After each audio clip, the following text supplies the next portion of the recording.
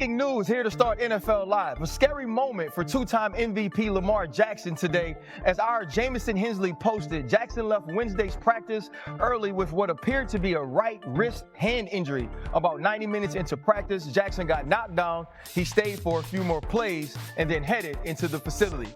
Welcome to NFL Live. I'm here with some of my favorite people. My own GM, Redick, one of my favorite teammates, Boog with a perfect ball head, and a dude that I saw early this morning, Dan Graziano. We've been hanging out all dang day. Now, one team who is worried about a franchise quarterback they knew they had coming into the season, and another just named their quarterback to start the season, and that's Daniel Jones and the Indianapolis Colts. And according to Shane Steichen, this move ain't for the short term, it's long term. It's a new year in Indy, and at least one player is not happy about what's going on.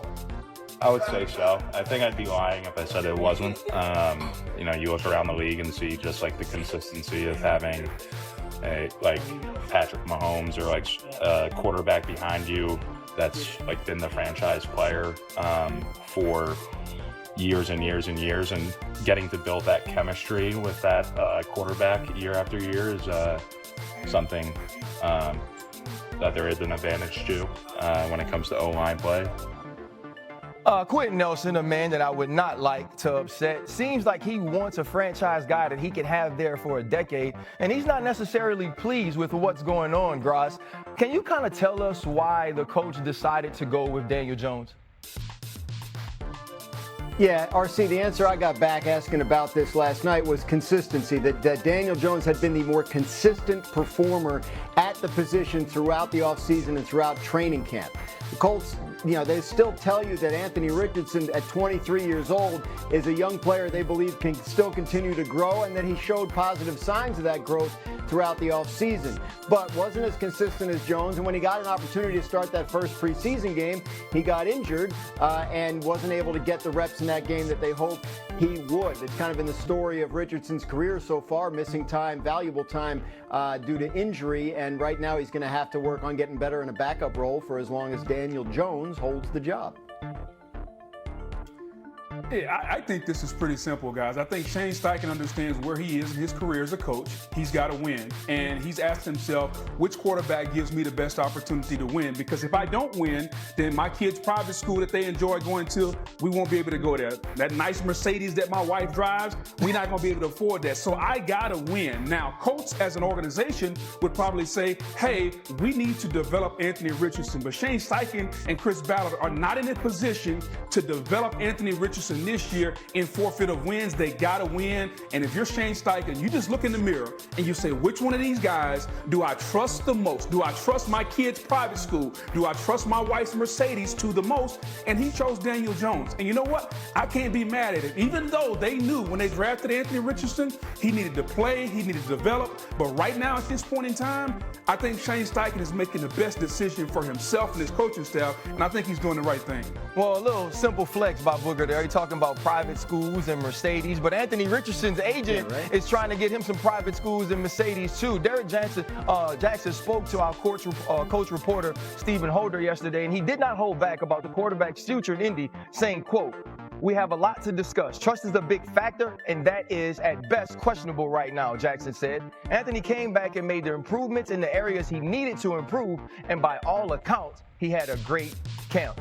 You know, Lewis, it feels like Richardson's time, at least to me, in Indy is done. Do you feel like he got a fair shot to be the guy there?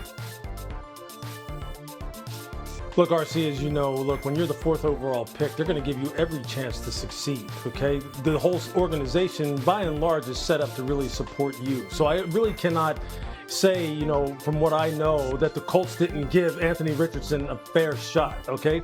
Are there things that when they go back and they analyze this that maybe they could have done better to support him? Maybe they could have done better to motivate him, to get him to the place that they needed to get him to from a cerebral perspective, from a readiness perspective? Sure, but a lot of this really does seem to center around two things. One, it seems as though they question to some degree, his football character, his willingness to really buy in and be a first in, last out guy, a tone setter, a leader, a guy who buys into everything that it takes to be a professional at the highest level. And number two, we've all seen it. We've seen it 1,000 times. The replay of the situation down in Houston where Anthony Richardson S out of a football game. That is one of those seminal moments, I think, for all of us as football players and as fans of this game that we'll never forget, because we've never seen that before. We've never seen that out of that position before, ever in the NFL level. That's something that he's going to be facing for the rest of his life, trying to push that back and say, that's not who I am. And I think this really comes down to that. It comes down to trust. And they simply trust Daniel Jones more. Yeah, I think that's real good, Garage. What do you think? You good, Garage? What's that? I said you're good. Yeah, I think trust. The thing they've been unable to trust about him is his health. He hasn't been able to stay on the field. He has missed 19 of the 34 games the Colts have played since they drafted him. And when they drafted him, they said he has to play in order to get better. So I think when you look at Anthony Richardson's possible future in Indianapolis, it rests on a couple of things. Daniel Jones hasn't been the picture of health throughout his career either. Something could still happen there and give Richardson another opportunity. And if the Colts start to lose games, oftentimes you see a quarterback change brought up as an answer to that. So I'm not sure I rule out the possibility of seeing him in a Colts uniform again. Well, Anthony Richardson's time may be done, but Cam Ward's time in Tennessee is just starting. And he had a little scuffle with a big man in Jeffrey Simmons. Let's hear what the star rookie had to say. Just strongest, I would say. It was fun at the same time, and I think it was what we needed, though. I mean, we love competing, especially me, Jeff, and I'm excited to have that man as my teammate. And so I mean, I can't wait to see what he do. Sundays I already know what he about, but I get to see the real thing coming soon. Listen, y'all, Jeffrey Simmons has to keep his hand off the money, but Cam Ward is a guy who is showing he's a competitor. Our Titans reporter, Teron Davenport, was there. Hey, man, tell me exactly what happened at camp this week. Yeah, well, you know how it gets, man. It was hot as fish grease out here, and the tempers flared up. And basically what happened, on the previous play, Julius Chestnut, he bounced the run outside and got to the end zone, but he bounced it off of a J.C. Latham block on Jeffrey Simmons.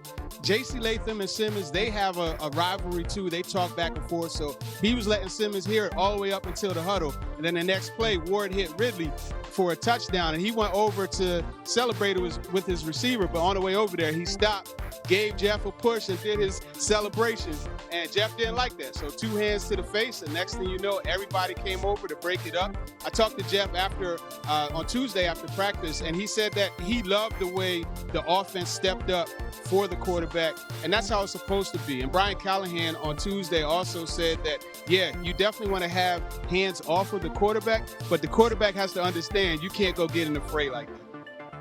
Hey, you got to stay away from the big men, bro. Listen, the big men are not scared to throw hands. I remember one time we had